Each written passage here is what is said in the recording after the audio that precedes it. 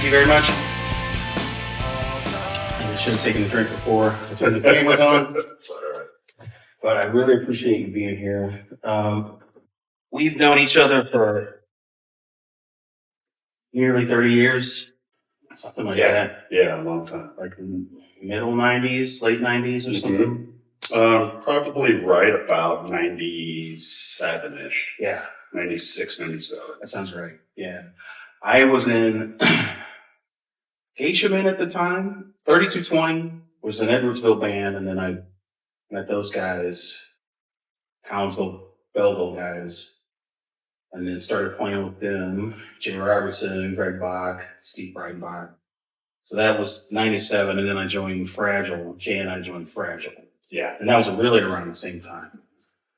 So then it was before then, because I remember going and seeing you in Edwardsville and Collinsville, I believe it was. Yeah. Just 3220. Right. Okay. You wasn't in Geishaman yet. Right. Yeah. So Level Zero, the band that I was in, you guys, and then Geishaman. Was it Geishaman then? What were they playing underneath? I met them as Geishaman. Okay. Well, it had to be like 95 because I was still at Swing City and I was there for 5 years. Yeah. And then I left in 2000. So how did we meet? How did 3220? Oh, we played with you guys in Ring Cicada. Yeah. So was this when you guys were Level? Yeah. It was Level. Yeah. Before you had to go to Level 0 for whatever. What was that? Because we were messing around on the internet and found a band called Level. And we're like, Yeah. You know, so, and Mark Easley, was really into, the Japanese culture. So he came up, he found the Zero character. Okay. And, that's why we went Level Zero. Okay. All right. So from there, so you, at that time you were living in Belleville, right? Mm-hmm. Okay. And did you grow up there? Half the time I grew up there. My younger years was in Allerton. Okay.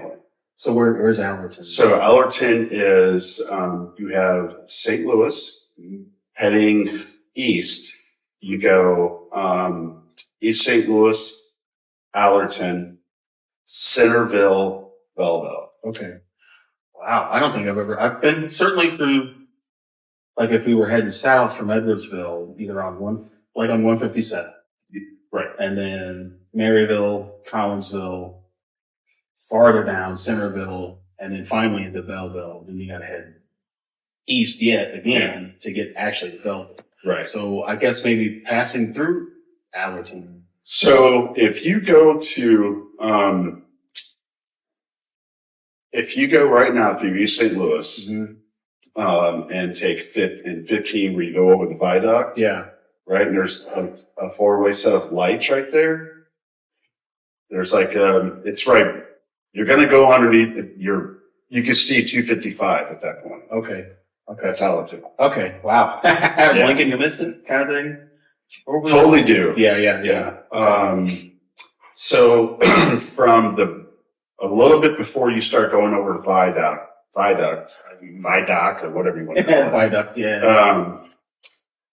It's Allerton. So, there's like one building there that's Allerton, then you go over the tracks, and then you're all in Allerton. And then once you get, to Cahokia Downs, which used to be the old racetrack. Right. Okay. That's when it starts turning into Centerville, somewhere in that area. Okay. So, then up the hill. Yeah. Was Belleville. Yeah. And I used to come that way, like down. Anyway, try to get to 15. And then I, found out that there were 3 different ways that I could go, but they were pretty much equidistant. Well, equal time. Right. It took me a half an hour. So no matter which way I went, unless I called in minutes or something. Okay. So that certainly Southern Illinois, central Southern Illinois. Right. So coming from Edwardsville, which was yet another suburb, and Allerton's deeper in the suburbs, deeper in that part of town. What was your, how did you get to rock music? Like, was that just something? Okay. So, I'm biracial. Mhm. And back then that was kind of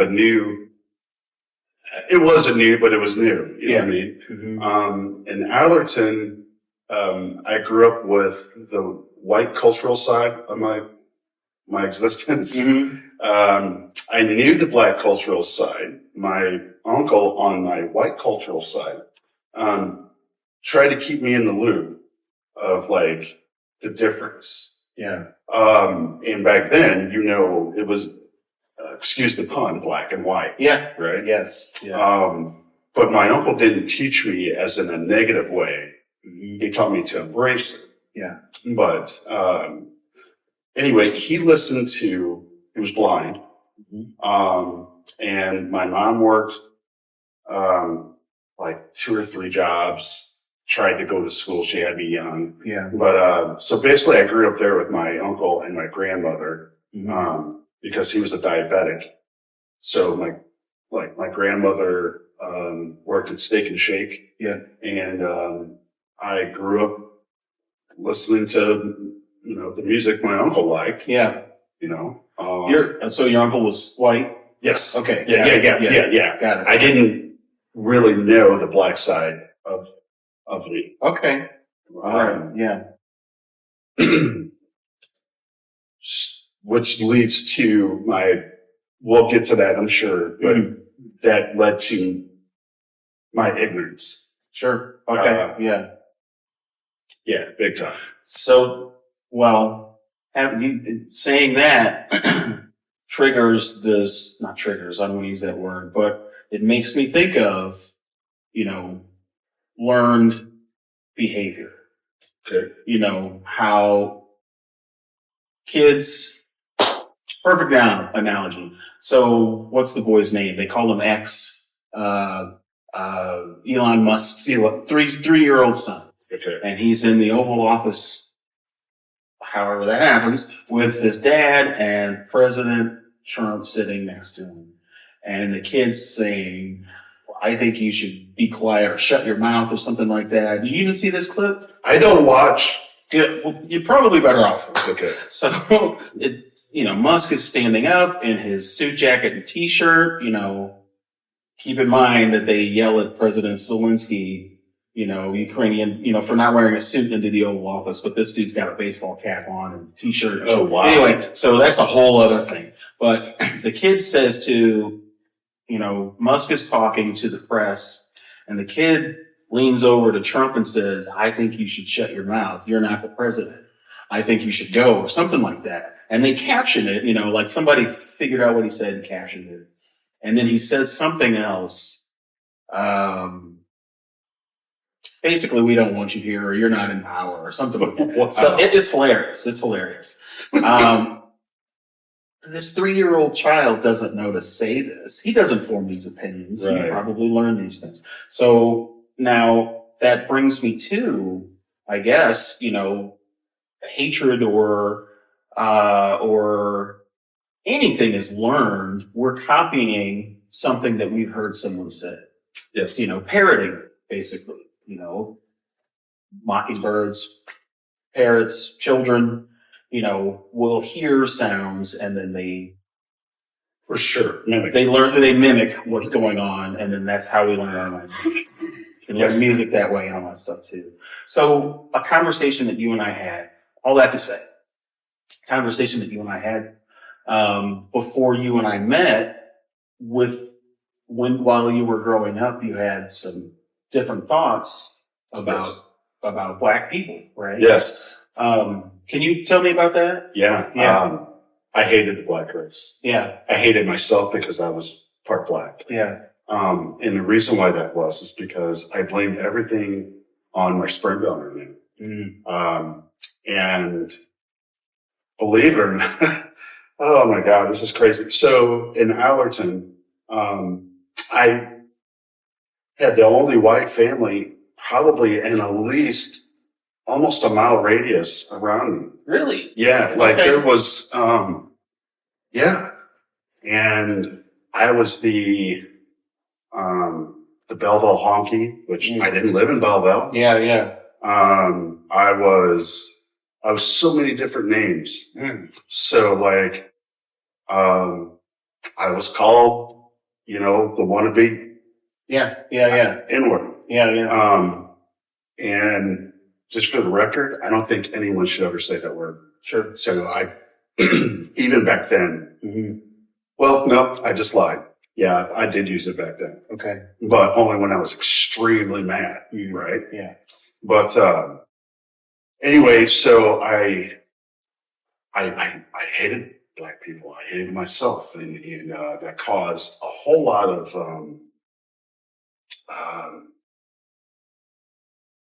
insecurities. And my uncle would so I read comics all the time and listened to music. And, just so happens he was huge, into King Crimson. Okay.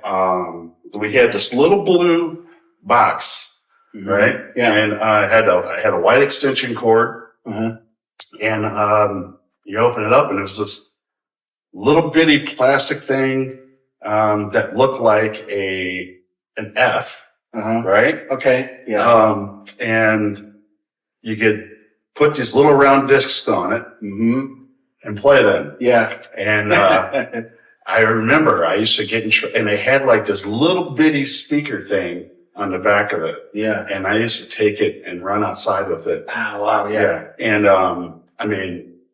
and I would sing. Right? How old were you? Oh man, I was probably 5 or 6. Okay. And everyone's like, you ran outside, but, on our porch, we actually had an extension cord coming out of the window. Okay. Awesome. Yeah. So I would plug it in there. And then, okay. All right. So that, I started listening to that kind of music and there was, there was all kinds of stuff that I heard that I didn't really know who they were, until I started getting older. Jethro Tull. Yeah. Okay. My mom was a huge fan. Yeah. And, it was crazy. These little, which I know now, they're 7-inch discs, right? Sure. And, so yeah, that's where I got my experience from for rock. Okay. My interest for rock. It's kind of neat how we wind up looking back and then we finally hear that song or that band again or the sound. And then you're able to, you've got purchase power or whatever. Yeah. And you can explore. Oh, wow. Oh, that was what I was hearing. That's who I was hearing. I like actually telling the story that when I was 3, when I was in Indianapolis with my parents, when they were first together, just hearing this guy's voice while he was singing and asking my dad, and it still didn't make any sense to me until, I'm in my 20s or whatever. I asked my dad, like, what is with this guy's voice? And he was like, oh, that's this guy, Michael McDonald.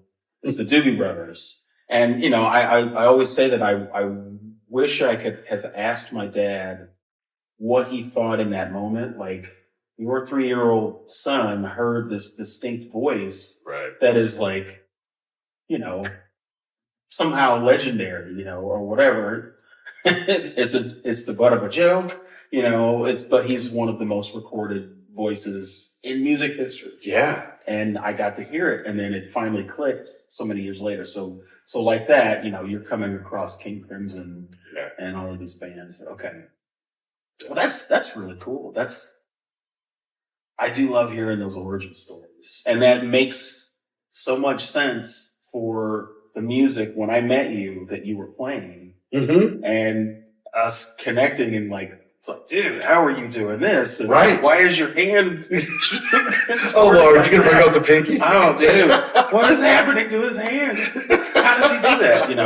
Yeah. And so that always, I always looked forward to that because I knew we would marvel at one another, for the things that we were doing on stage. So that was always fun. I wasn't able to, which I regret now. Like, I don't think in the 4/4 format, and it's not on purpose, right? You know what I mean? Like, and I guess, and I never really sat back and thought about it. I guess it's because of what I was brought up listening to. Yeah. And I don't want to sit back and say that my uncle didn't introduce me to blues or Motown. Sure. So I don't know if you want to call Motown, because I don't keep up with all that kind of stuff, right? Is Motown R&B? Right. Yeah. So I don't, I never, my mom and Uncle Rob would just be like, hey, let's put on some Motown. Yeah. Motown, like, that's almost like, if we put a label on it, it's soul, but I think it says itself what it is. It's Motown. And when we hear Motown, we think of, Smokey Robinson. We think of Stevie Wonder, the Supremes. We think of all of those bands, Hitsville, USA, Detroit. And that's like this Detroit sound. James Jamerson on bass and whoever else is, was in that studio. I don't know any of the drummers' names. I don't know any of the guitar players that were on there, which you'd think I would because those are my two main instruments, or at least for the most part. Right. So they have, actually Motown is almost maybe 75%, 80% Smokey Robinson. He wrote a majority of those songs, and I never knew that until actually I got to see him live in San Diego a few years ago. That's crazy. I didn't know that he wrote most of that. Yeah. But like that was the voice that stood out to me. Yeah. Because that's my mom loved his voice. So. And Marvin Gaye. Yeah.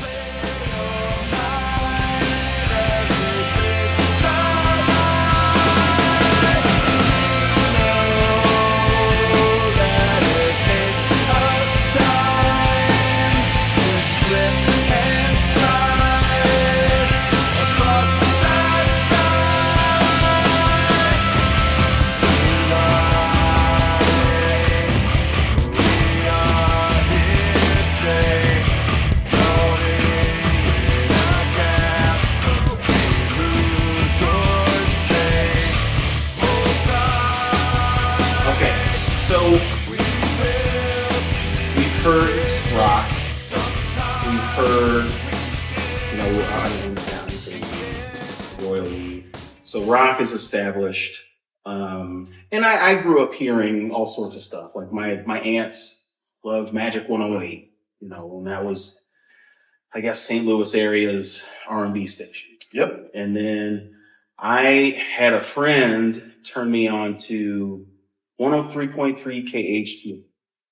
Oh, I remember that. Remember that? Yeah. Yes. So that was like where I'd heard some pop songs. I think one of the first songs that I'd heard was maybe Wham with Wake Me Up Before You Go. Okay. And then, visited my grandparents in Indianapolis and then saw MTV for the first time, like 1 o'clock in the morning, everybody's asleep and I was sleeping in the living room. So there's the TV. And Weston Girls by Pet Shop Boys comes on and I hear that sound. So I knew, and that's, I didn't know the word resonate at the time, but that certainly rang a bell for me. And so I started to pursue that kind of stuff. On that journey, encountering my Black friends, and then finally hearing me talk about these bands, they're like, what are you talking about? Or they hear what I'm listening to. Right. And I got the whole, why are you playing that white boy music? That kind of stuff. So that's where the series, and I was called a sellout, like selling out my culture. So those are my Black peers, a couple of cousins. And then in school, grade school, middle school, high school, again, Edwardsville, Illinois, majority white people. So I grew up in this in between, And if it were, on the insulting side, it's like I'm too white for the black kids, too black for the white kids. Yes. So where you grew up, Allerton you said it was mostly black. I would think it was mostly white down there. But Allerton, I guess, is closer connected to East St. Louis, right? I believe it was a Okay. lot. It was mostly white. Okay. But whenever all the businesses left, because there's a lot of history to explain, Yeah. like where the arch stands, that was all a black neighborhood. Yes. Right. You know? And, people don't realize that they were made to create. They moved them to create East St. Louis. Yeah. To make that, a forefront. Yeah. Which is, Mm-hmm. anyway. Yeah. The whole Aaron wouldn't have thought like how that feeling just came out. Mm-hmm. Wouldn't have thought like that because I was mad. Yeah. 'Cause I was ignorant. But, so as you were experiencing in Edwardsville, same thing. Okay. And I didn't, oh man, this is tough. I didn't get into music until later on in years. Mhm. So, where you were listening to the different sounds, I was worried about fighting. Okay. I was always getting jumped. By white kids, black No, kids, no. or the black By kids? black kids. Okay. Further Further enforcing your anger. Correct. Towards them. Okay. And it was like, at one point, whenever I got into so many fights as a youngin', that my mom started sending me to school in Belleville. Mm-hmm. So my first school there was Cathedral, and which is a Catholic school. Okay. And Is your family Catholic, or was They're- that just happen to be, okay, they this just is safe, right? right. Okay, right. And they started keeping me inside a whole lot more. So like all I did, bro, was like I read dictionaries, I read comic books, Mm-hmm. I played out in the yard with my dog. Mm-hmm. That's why I love dogs so much. Okay, yeah. Right? Yeah. But anyway, so I barely got any interaction with my neighborhood kid peers, except for one kid. His name was Arlandis, and he was like my bodyguard, man. My mom and his mom were best friends. They were neighbors. And so like, when there was a kickball game, Lanny is what we called him, right? Mhm. And he was one of the tough kids of the neighborhood. Yeah. Thank God. But he would come and get me, and he'd be like, yeah, come on, let's play kickball. And anybody that harassed me, Yeah. And he would stand he was up. on it. Yeah. Yeah. So, but they would wait Mm-hmm. until he had to go. All right, where we played at Mm-hmm. was it went my house, the Samuel's house. Mhm. That's and then the yard where we all played kickball, Okay. and then Lanny's house. So the Samuel's house was his grandparents' house. Mm-hmm. So if his grandmother needed something and he ran in the house, I got attacked. Oh, wow. Like that's legit. Wow. That's Yeah. like fair game. All of Yeah. a sudden. So they were waiting. Oh yeah. Wow. Oh yeah. Just like stalking. So my mom got tired of this. Mm-hmm. And it was right around 6 is when she started putting me into some type of defense, Sure. which I don't like talking about that stuff, but yeah. So, Like martial arts, you mean? Or like, yeah. okay. Yeah. And then I moved up here to Belleville, or, for the school year, I would stay with my Aunt Judy, and my 3 cousins. So I felt kind of comfortable, but, at the time, they were all into the hip hop stuff and, and Loverboy. Okay. You know what I mean? Like, so it touched Wow, rock. yeah, sure. So, yeah. and which was awesome because my cousins didn't have that color barrier. Mm-hmm. You know what I mean? Yeah. And I Are felt, these black cousins? No. So, okay, white cousins. Yeah, yeah. All right. yeah. Right. They just didn't have it. I don't know why, Yeah. so I felt kind of comfortable, but to fit in, Mm-hmm. I started listening to hip hop and stuff. Okay. Yeah. Right? Right. And, like was learning how to, you Yeah. know what I mean? And, Yeah.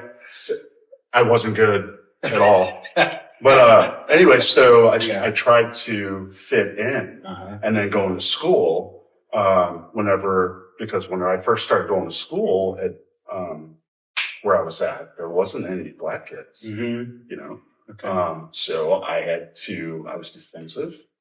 I didn't let anybody in. I was an asshole. You know, like. And at the time, this is the 80s, mid 80s, late 80s. And, you know, even up until, I don't know, 5 years ago, men were supposed to keep that stuff in. Don't show any vulnerabilities.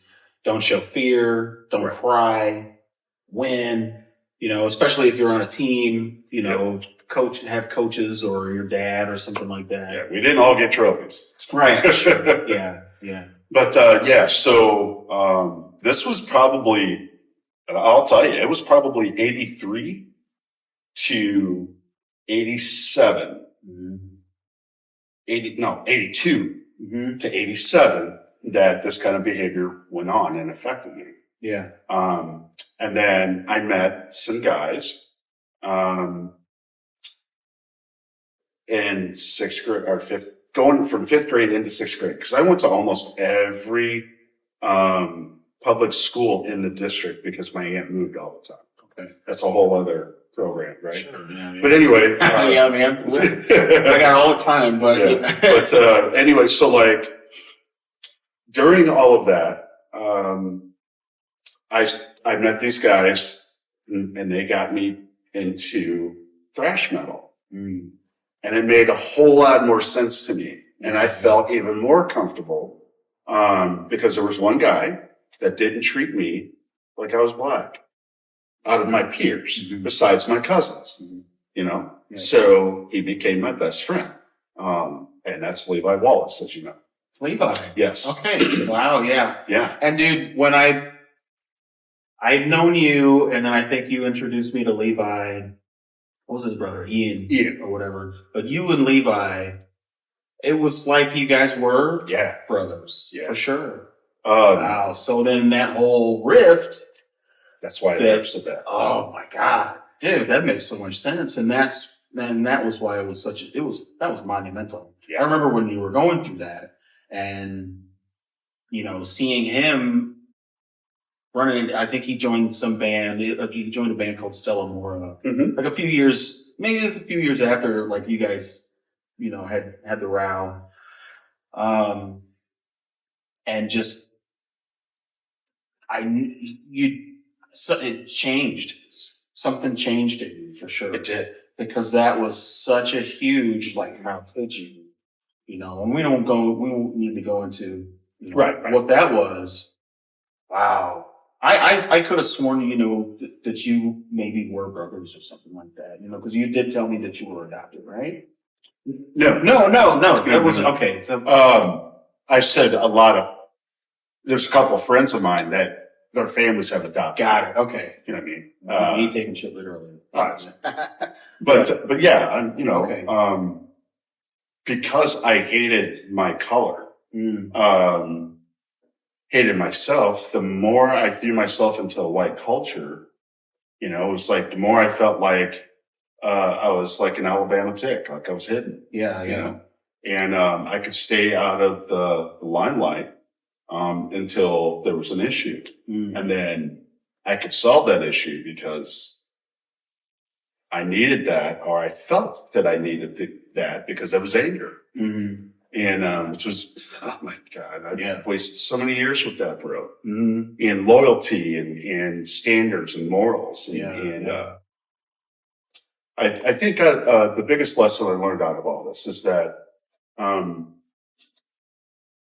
no matter how you think, don't think that anyone else thinks like you. Yeah, sure. And the problem is that we sit back and we think about something and we go, well, that should have been common sense for that person. That's, we make our own selves mad because of that. Yep. Oh my God. I mean, I can see that when I'm driving. Yeah. You know, like I feel everybody should drive like me, you know, or whatever. Like, how could you do that? How can you know? Why were you thinking that? You know, but wow. Crazy. Yeah. And we get so mad about it, that our, what is the word I'm looking? I don't always have the words. Sure. We'll find it.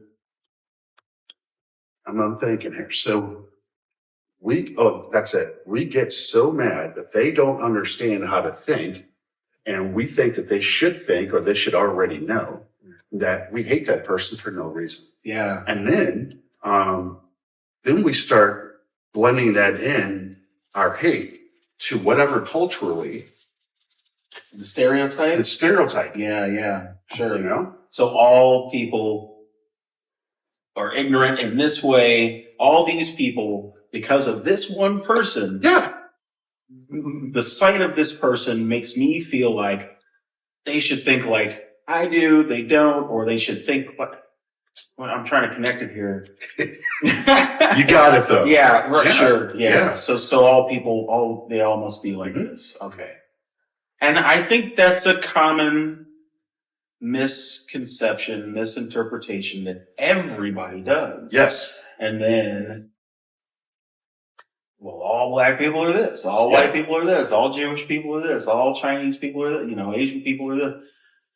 It coagulates. Yeah. And as we sit back and we talk about, and I really love your series that you're doing. Thank you. I didn't ever expect to be a part of it. I want you to know that. Yeah. I seriously did. Thank you for asking.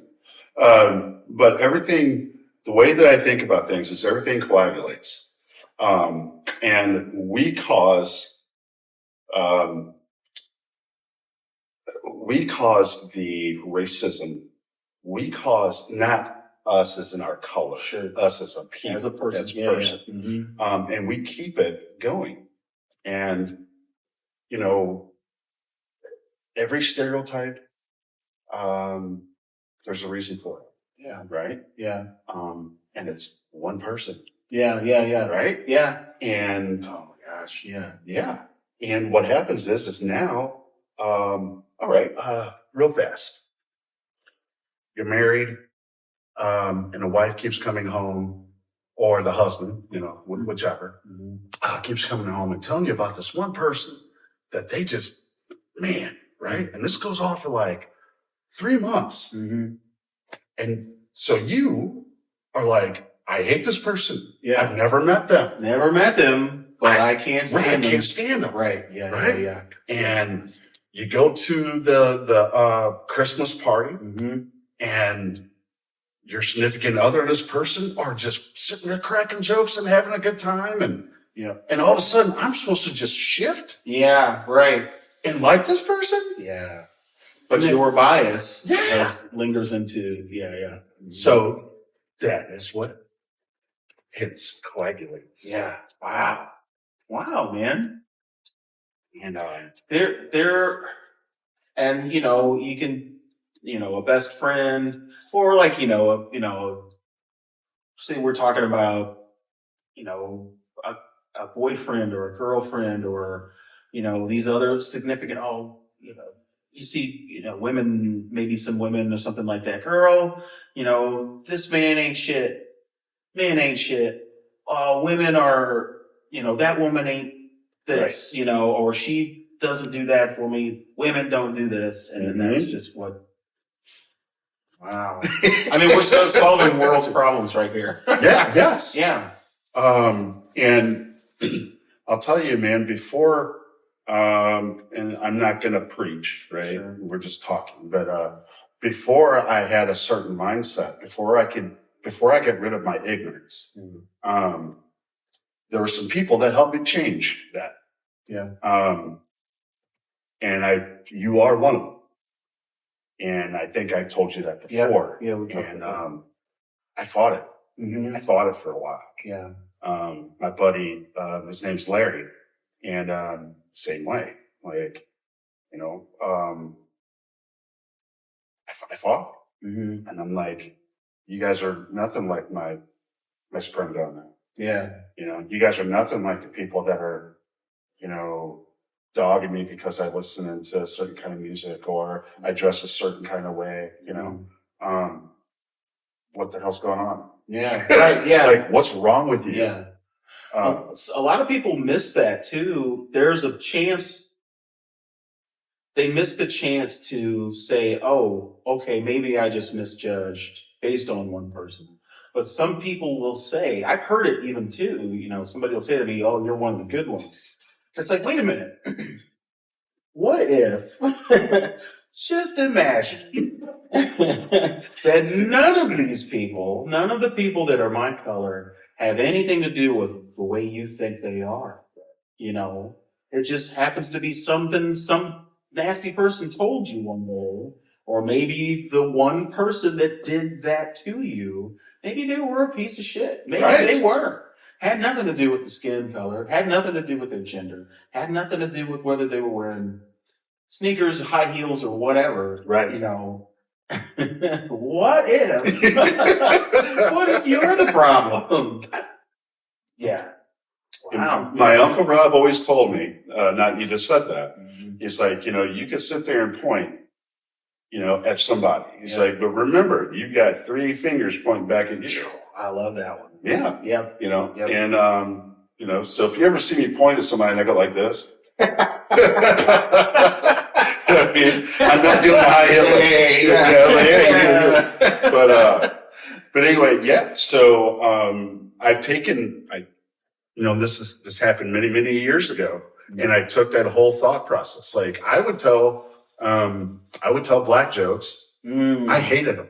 Yeah. And I would tell black jokes just to fit in or to break the ice. Yeah. And then, what would happen is that all of a sudden now those people think it's cool. Oh man, Aaron loves it. Yeah. Tell Aaron a black joke. He loves it. Yeah. I'm not Mikey. I'm not going to eat it. Yeah. You know what I mean? Right. But I was stupid, man. And I accepted that. Yeah. And, whenever I quit accepting these jokes and quit telling them, then I was an asshole.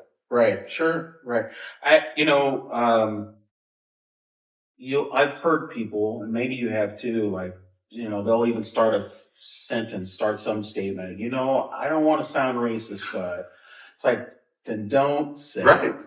It took me forever. It took me, I don't know, a majority of my adult life to just go ahead and stop them from making that statement or making that mistake. It's like, just don't say it. Right. Because you know if you already know it's going to be problematic and you've got to tell me that, then just let it lie, dude. Let it go. It speaks for itself. I'll just walk away, you know, and I'm not afraid to just walk away from people. I think you were talking about trying to fit in and wanting to be accepted, and tolerating or reciprocating all of that negative information just to be part of the gang, you know. Something else you said too made me think of, like, say Chris Farley, like he would make the fat jokes, so he was the one making them, or he would bring it up first, you know, because of his weight, and you know, so no one else. Well, if I already think it's funny, then you can't hurt me with it, right? You know, but he's digging at himself, and he's really, really, that's self-deprecation. 8 Mile. Yeah. Oh my God. Yeah. Oh, dude.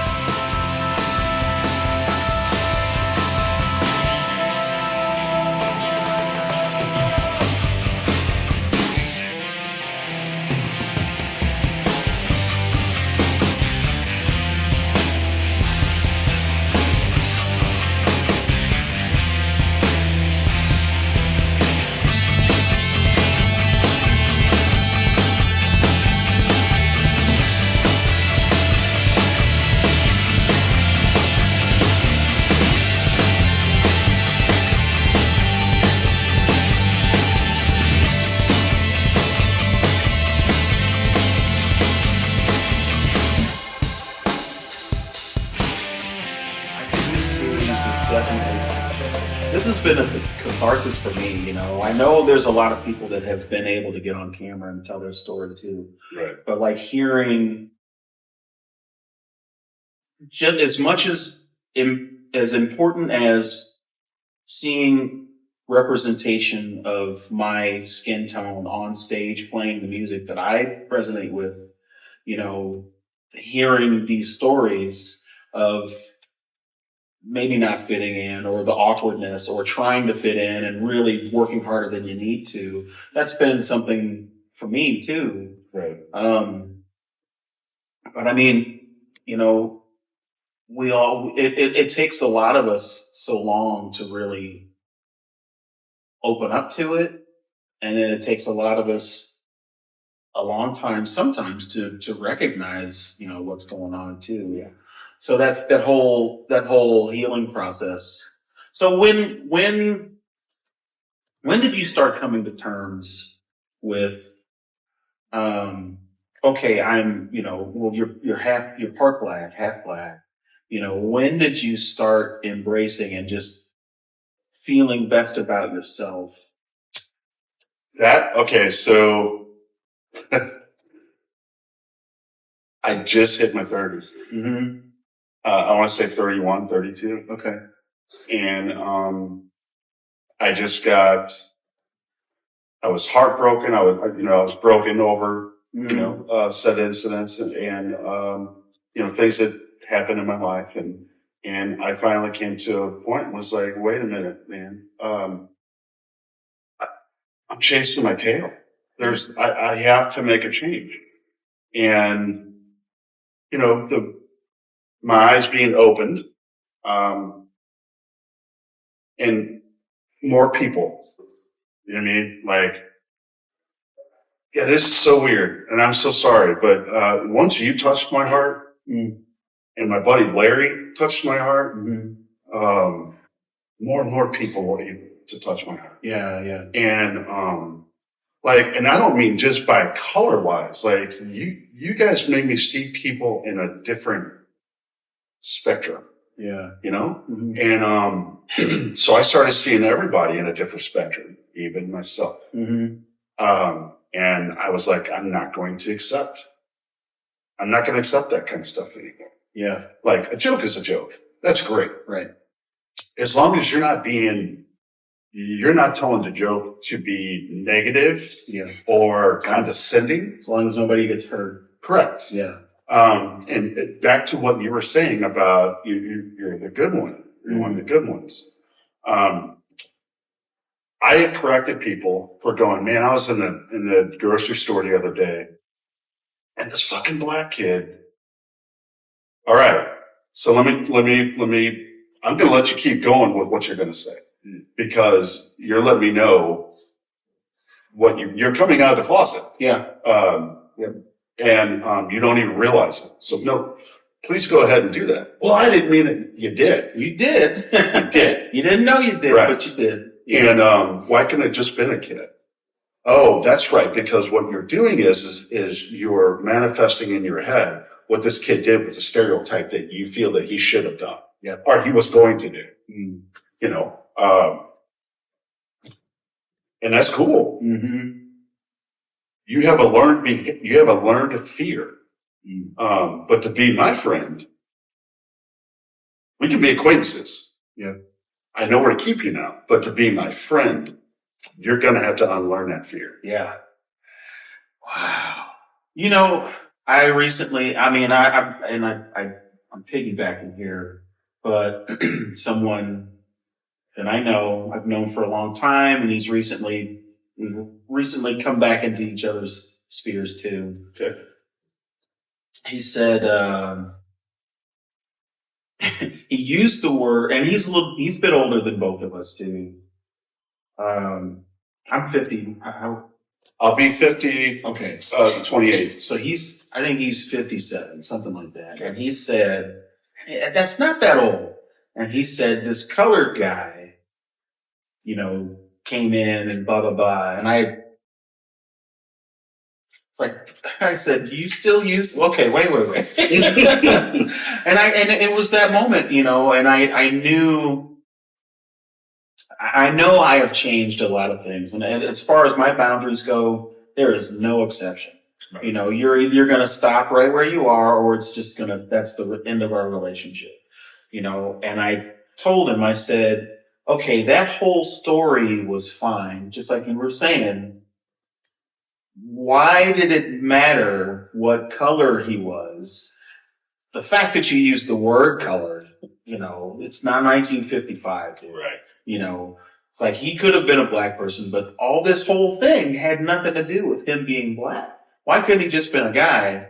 And then when he comes in, when I see him, he happens to be a black person. And he's, okay, yeah, you're right. And he doesn't say the word anymore. I think he and it's funny, like he'll emphasize African American, like not with so much stress, you know. Right. But like, dude, that's not even necessary. Like, No. Like you can say a black person, but if, you know, that only really matters in a police description. Hopefully it's not, you know, Caucasian male, African American, or black American male, black male, you know, whatever. That's no bearing on the story. It has no bearing on any story whatsoever. America, or whoever's watching this motherfucker, you don't have to say. Let's just go with that. Amen. You don't have to say. Not at all. No specifics are necessary. If it pertains to it somehow, because maybe you're telling, I don't know, hopefully, you know, if you're talking about somebody's, like, who you want to date or something like that, but even then, that comes off as like a fetish. I mean, it really doesn't make any difference. You know? It doesn't, Yeah. man. If you're, okay, so I make fun of racism all the time. Sure. And people that don't know me, I'm sure it comes off as I'm racist, right? Mm-hmm. Towards every color. Yeah. Or every nationality, Yeah. right? And, to me, a joke is a joke. I like to make people laugh, Uh-huh. but, I'll make fun of the stereotypes quick. You know what I mean? And, Yeah. you know, if someone is offended by that, and I don't know them or they don't know me, then I'll say, hey, look, this is not how I feel. How we're talking today is how I really feel. Yeah. Yeah. And, you know, so I explained to them, I'm like, I didn't mean to upset you. And if those kind of jokes upset you, please understand how dumb racism is. Yeah. Mm-hmm. And, they're like, oh, okay. I'm like, yeah, I make fun of it, like calling the skinny guy fatty. Yeah. Right. Bob, remember? Bob, worked at 313. Yeah. Bob Jackson's his name. Awesome dude. I remember him. He had the long black hair, and we called him Fatty. Like that was his, yeah. But he was, you know, because he was chunky when he was a kid. Okay. And when he matured, he was skinny. Man. Yeah. You would, if you seen him, you would I remember. Yeah. But, so it's the same for me whenever I'm telling jokes. And there's a time and place, man. Yeah. You know? Sure. And out in public around new people that you don't know, that's not it. Right. Because you're opening Pandora's box. And later on, when they feel comfortable and their racism comes out, you know, and you're going to get mad at them, you know, like, I don't know, it's a catch-22 though, isn't it? Mm-hmm. Because I kind of want you to hang yourselves. Just go ahead and show me your ass. Yeah. But I would rather you not. Right. Especially if we are in a business type relationship. Yeah. I don't want to know that about you because I'm happy with the business we're doing. Yeah. And that's going to ruin it for me. I think sometimes too, it does take, like you'd mentioned, you know, the way we're talking right now for this is truly the way we think. Yeah. But this is decades between us of wiping away and breaking down barriers and layers of fronts of who, you know, when we're out in public or whatever, we wouldn't have this conversation at 313. Correct. When we were back then. we wouldn't have this conversation in that room, because there are a lot of people that just would not and should not be allowed into this space that we're in right now, you know. Because they have no clue. They have no clue. And they have no basis to understanding where we're even coming from. Right. I think there are not enough people that get that about anyone they encounter, whether they've known them or not. You can know somebody for 20, 30, 40 years and still not know some of the deepest, you know, in these intimate type of details, you know. And it's not that we wouldn't share this information. It's not, I don't lock this in a vault, you know, but like you just said, there are people that are just going to be business associates. Mm-hmm. There are people that are there are transactional relationships. Right. And you just don't need to know me like that. You know, somebody just doesn't need to know me like That's that. That's it. I did hide it for a long time. Yeah. And it manifested in anger. Mm-hmm. And I lost a lot of friendships because people were like, you know, why is he acting like that? Mm. And like you said yourself, you're like, dude, that so makes sense now. Why you like dogs? Yeah, right. You know? Yeah. You know, and so I kept it like that because I was afraid to admit that I was wrong. Mm-hmm. You know, and if I was wrong, then I can't make up for it. Right. And I can't be the piece of shit here. Mm-hmm. That took me so long to get over. Yeah. You know? Yeah. Oh, dude, big sigh. Yeah. Yeah. That's something that I think a lot of people are like, something that I felt like was I'm afraid to lose certain people or lose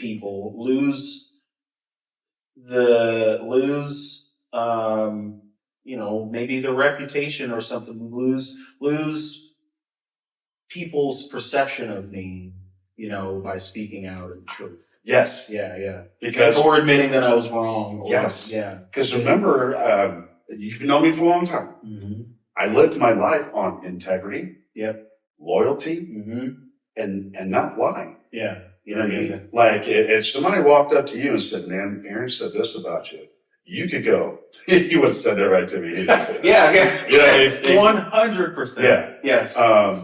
You know, so, and I did that on purpose because like growing up the way that I did, I was able to watch everybody else and how they reacted because my point, no one gave a shit about my point. Mm-hmm. I was either the blackie or the whitey. Yeah. You know? Mm-hmm. So I paid attention to everybody and all their little fucking drama. Yeah. You know? And I was like, I'm not doing that. Mm. And you're not going to come tread on me because I'm a bash your fucking mouth in. Yeah. You know, that's my, that was my attitude. Yeah. Yep. And, you know, like you posted something a while back and I was like, the old Aaron. Yeah. Yes. Yeah. And, but you called me to say, you know, we talked, and that's how this happened. You know, that's how we got to this point. And you called me to ask, like, I want to understand why you posted that, you know, so you could just really kind of know what I meant, you know. Yeah. And just having, but just having, just for clarification, just to be clear as to what I really intend for that too. Well, yeah. You said again earlier that you give no room. Right. Yeah. Where I do. Yeah. And I see a lot of your posts and sometimes I'm like, why does that bother you so bad? Mm-hmm. Right. And I see why it would. Yeah. But I guess I don't understand why you let somebody else's ignorance affect you the way that I've seen it affect you. Mm-hmm. And when they're nothing. Yeah. I can understand if they're keeping you from getting a job, if they're holding you down. Right? Yeah. From growth. Mm-hmm. That's one thing. Mm-hmm. But if they're just meaningless, what is it? Yeah. Do you? I've since heard, there was a story, I think it was maybe Buddha teaching or something like that. And it's like there's a monk in a boat and he's on the lake and then he feels, a stir, a jostling, and he turns and it happens to be an empty boat that just bumped into it.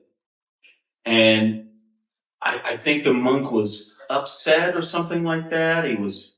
Maybe there were two monks in the boat or something like that. And one of them got irate. And then the other one said to him, it's like, well, that's just an empty boat. There was no one piloting that boat or steering that boat. How can you get upset about just this empty boat running into you? And right now, what you'd even said too, it's like, you know what, and I say that to myself over time and again.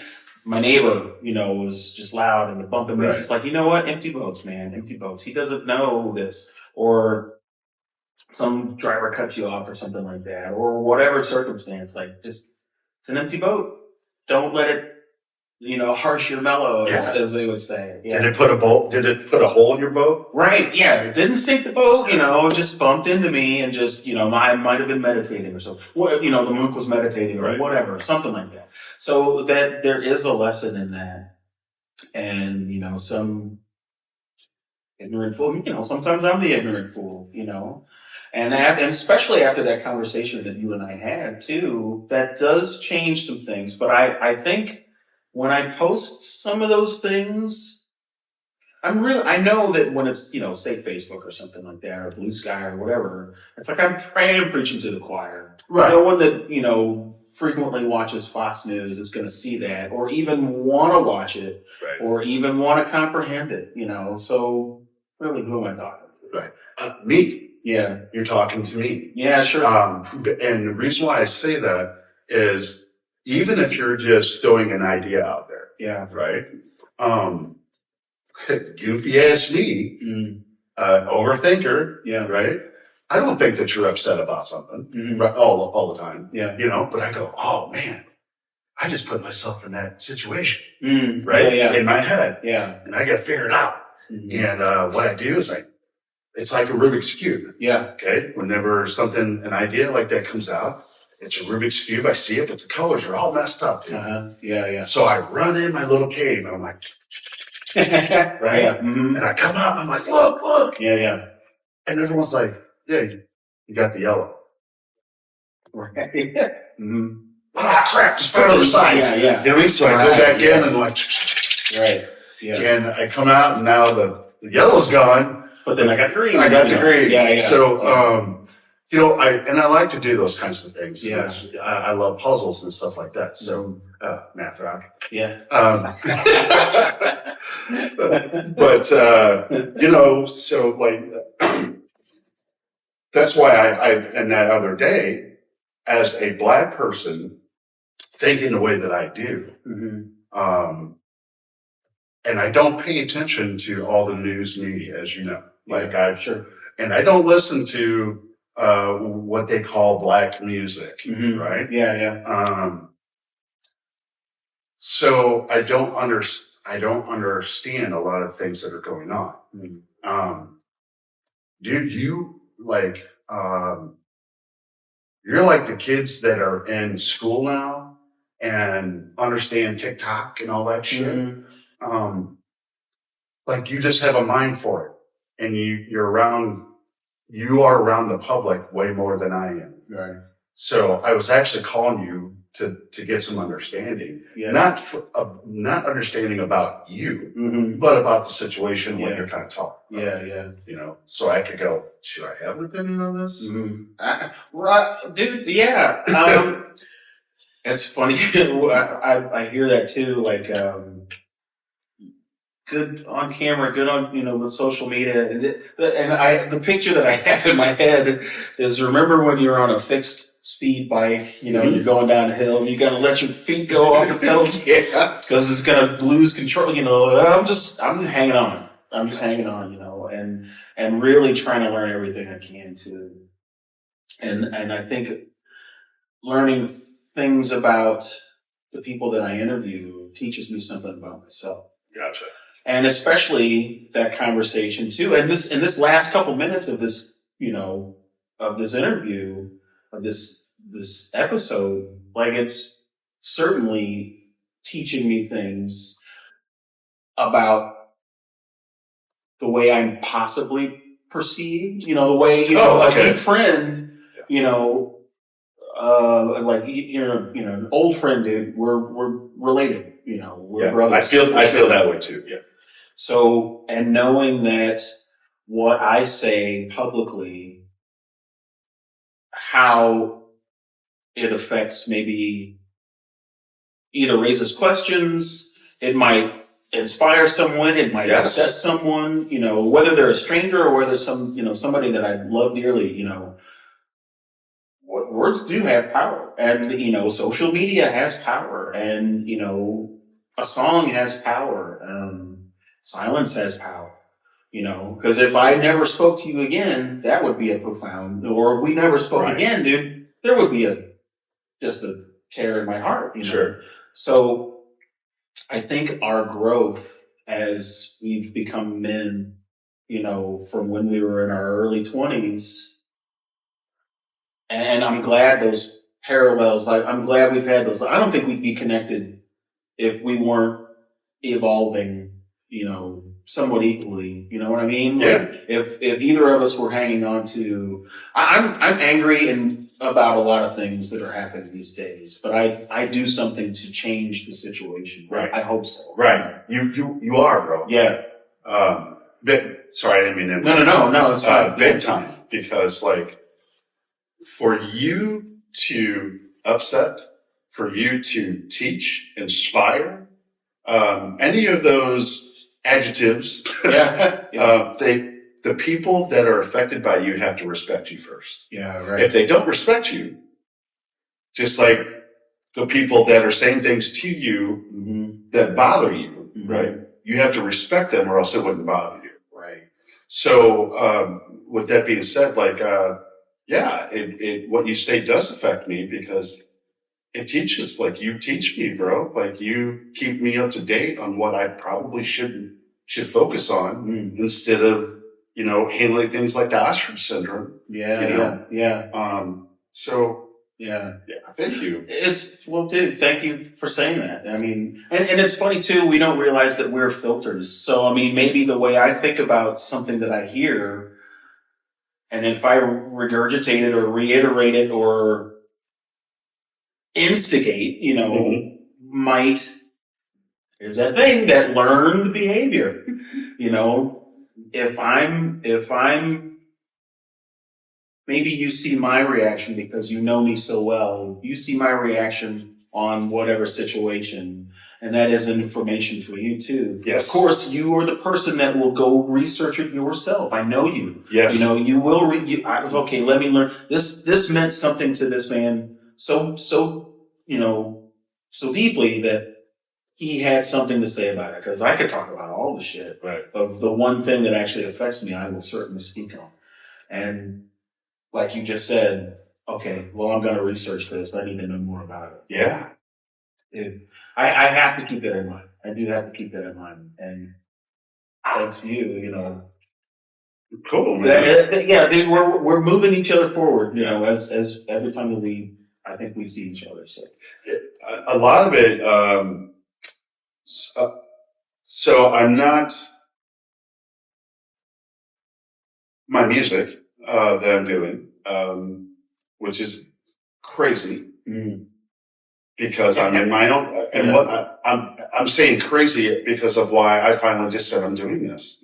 And, it has a lot to do with my insecurities and my color. Yeah.